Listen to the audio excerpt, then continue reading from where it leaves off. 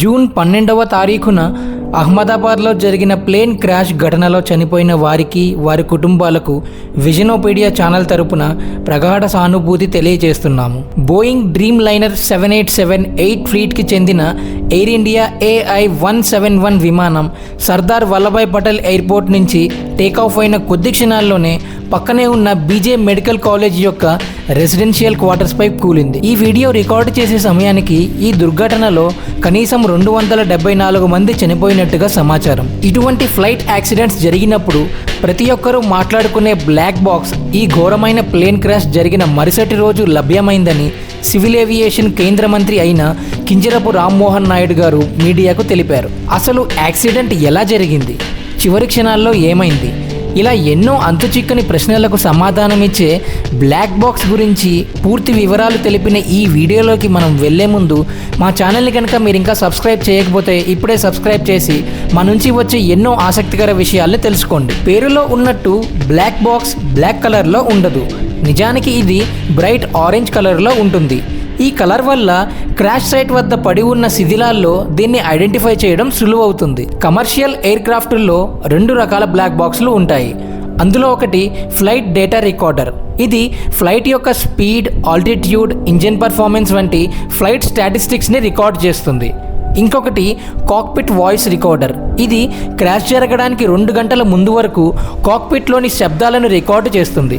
అవి పైలట్ యొక్క సంభాషణలు కావచ్చు, అలారంలు, ఇంజన్ శబ్దాలు కూడా కావచ్చు.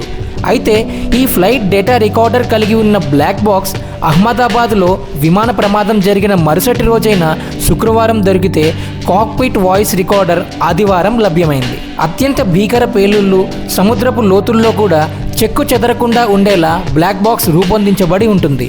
అంతేకాదు 1100 డిగ్రీల ఉష్ణోగ్రత వరకు, ఇంకా 3400 GS గ్రావిటేషనల్ ఫోర్స్ వరకు తట్టుకుని ఉండగల సమర్థత ఈ బ్లాక్ బాక్స్కు ఉంటుంది.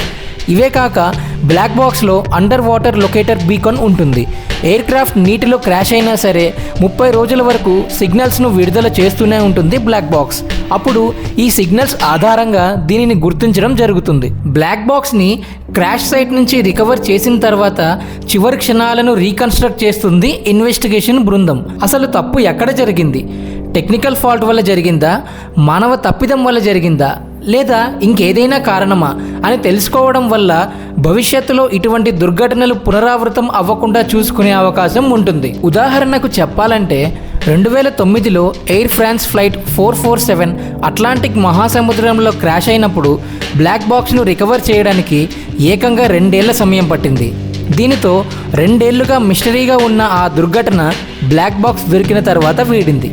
అసలు బ్లాక్ బాక్స్ను తెరిచిన తర్వాత తెలిసిన విషయం ఏంటంటే, ఎయిర్ క్రాఫ్ట్ అట్లాంటిక్ ఓషన్ మీదుగా ఎగిరే సమయంలో ఫ్లైట్ వింగ్స్ మీద ఉండే పిటాట్ ట్యూబ్స్ ఐస్తో కవర్ అవ్వడం వల్ల ఫ్లైట్ యొక్క ఎయిర్ స్పీడ్ను కొలవడంలో లోపం తలెత్తింది. దీనితో గతి తప్పిన ఎయిర్ క్రాఫ్ట్ను తిరిగి గాడిన పెట్టే లోపే జరగరాని ఘోరం జరిగిపోయింది. అదేవిధంగా మొన్న అహ్మదాబాద్ ఘోర విమాన ప్రమాదం ఎలా జరిగిందన్న విషయం తెలియాలంటే బ్లాక్ బాక్స్ను పూర్తిగా పరిశీలించే వరకు ఆగాల్సిందే. బ్లాక్ బాక్స్ కేవలం డేటాను మాత్రమే రికార్డు చేయదు.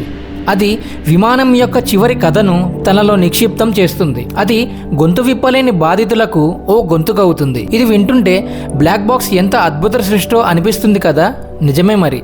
దీనిని 1954లో కనిపెట్టిన ఆస్ట్రేలియాకు చెందిన శాస్త్రవేత్త డేవిడ్ వారెన్కు ఎన్ని కృతజ్ఞతలు తెలిపినా తక్కువే. అహ్మదాబాద్ విమాన దుర్ఘటనా స్థలిలో 2 బ్లాక్ బాక్సులు ఈ పాటికే రికవర్ అయ్యాయి. కాబట్టి ప్రమాదం జరగడానికి గల కారణాలు త్వరగా అన్వేషించి ఇక మీదట ఇటువంటి దురదృష్ట సంఘటనలు జరగకుండా ఉండాలని కోరుకుంటూ సైనింగ్ ఆఫ్ టీమ్ విజనోపీడియా.